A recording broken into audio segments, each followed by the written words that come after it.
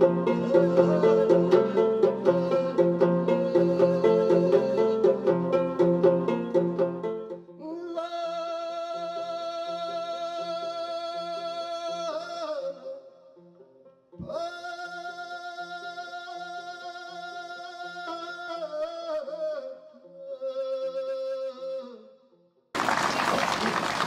formally, we are opening with the first Tibetan Artists Festival. Welcome to everybody.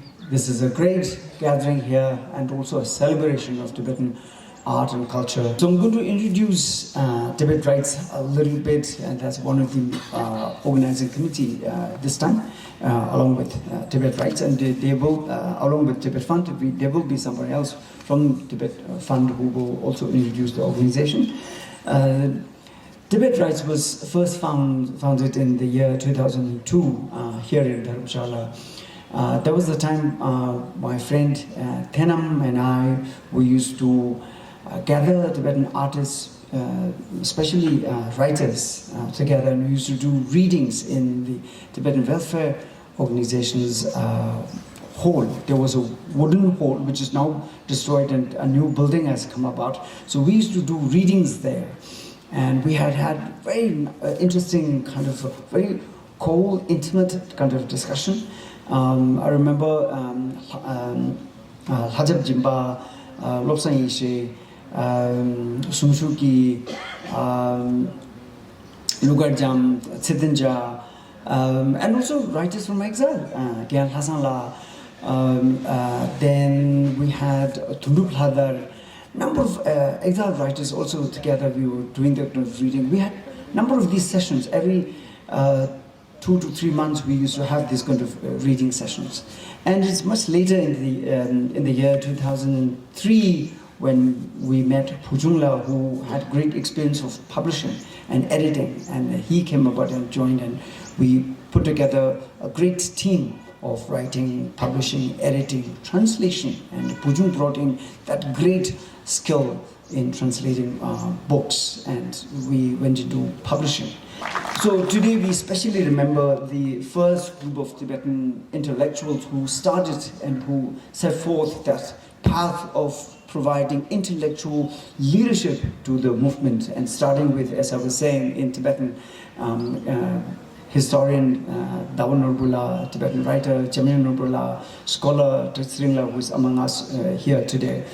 We are really grateful to this group of people who created this path of providing intellectual leadership to the movement. And this is so very important. This is because this is the core of, there may be religious aspects, there may be cultural aspects, performance aspects, but it is this key intellectual path that gave Tibetan movement a very unique kind of a leadership.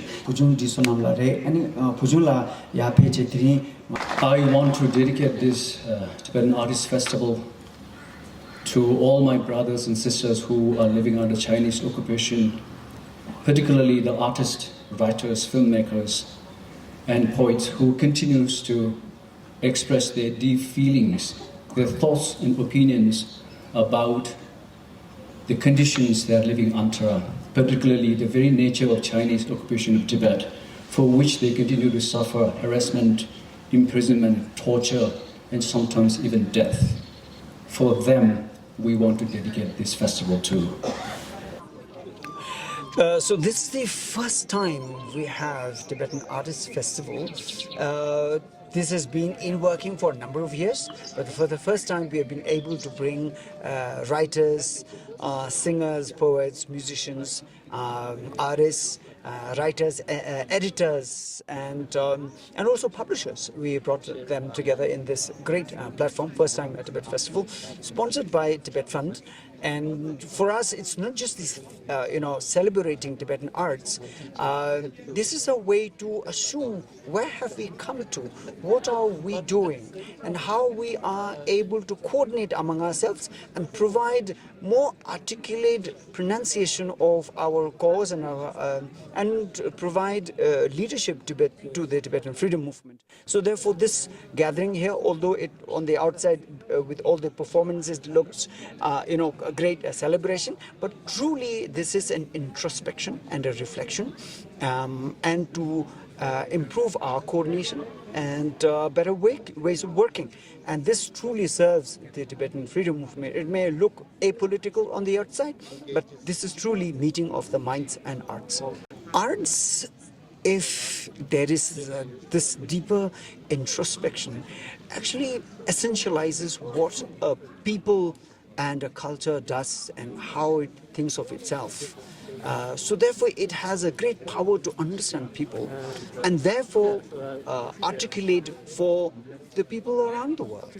And therefore art can be a voice of the people.